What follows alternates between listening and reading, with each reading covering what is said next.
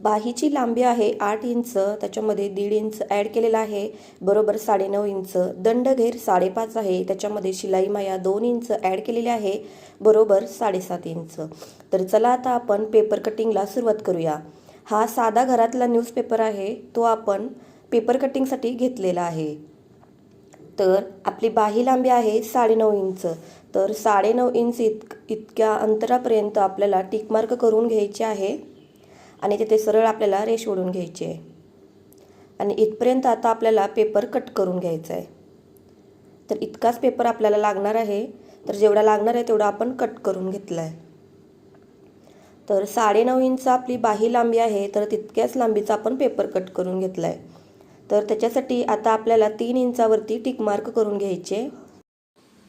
जर आपली बाही 3, 4, 5 इतक्या अंतराची असेल तर त्याच्यासाठी 2.5 इंचावरती आपल्याला रेष ओढायचे आणि 6, 7, 8, 9 असेल तर आपल्याला 3 इंचावरती रेष ओढायचे. आणि जर आपली बाही 10, 11, 12, 13 इंचाची असेल तर आपल्याला 4 इंचावर आपल्याला रेष ओढायचे.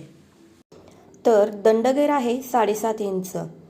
तर इथे आपल्याला दंडघेरचं माप 7.5 इंच इतक्या अंतरावरती टिक मार्क करायचे.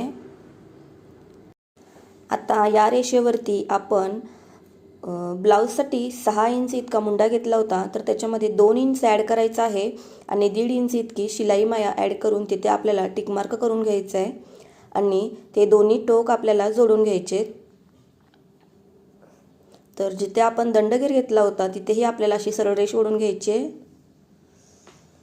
आणि तिथून आपल्याला शिलाई मायासाठी 1 इंच सोडून आपल्याला तिथेही रेष ओढून घ्यायचे. या रेषेचा आपल्याला मध्य काढून घ्यायचा आहे. तर 4.5 इतकं त्याचा मध्य आहे.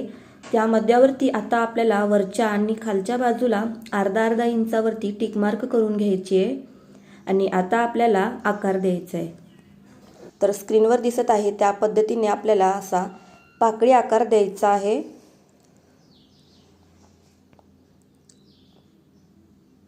तर इथे आपला पाकळी आकार देऊन झालेला आहे. तर समोरचा भाग आणि पाठीमागच्या भागासाठी आपण दोन्ही आकार देऊन झालेले आहेत आणि असं आपल्याला व्यवस्थित पेपर कटिंग करून घ्यायचं आहे. एक्स्ट्रा असलेला पेपर असा काढून घ्यायचा आहे. तर इथे तो पेपर आपण काढून झालेला आहे. तर हा पाठीमागचा भाग आणि आता हा समोरचा भाग आपल्याला तयार करायचा आहे. त्याच्यासाठी इथला हा एक्स्ट्रा पेपर आपल्याला काढून घ्यायचा आहे. तर अशा सोप्या पद्धतीने आपलं पेपर कटिंग करून तयार झालेलं आहे. तर व्हिडिओ कसा वाटला कमेंट करून नक्की सांगा.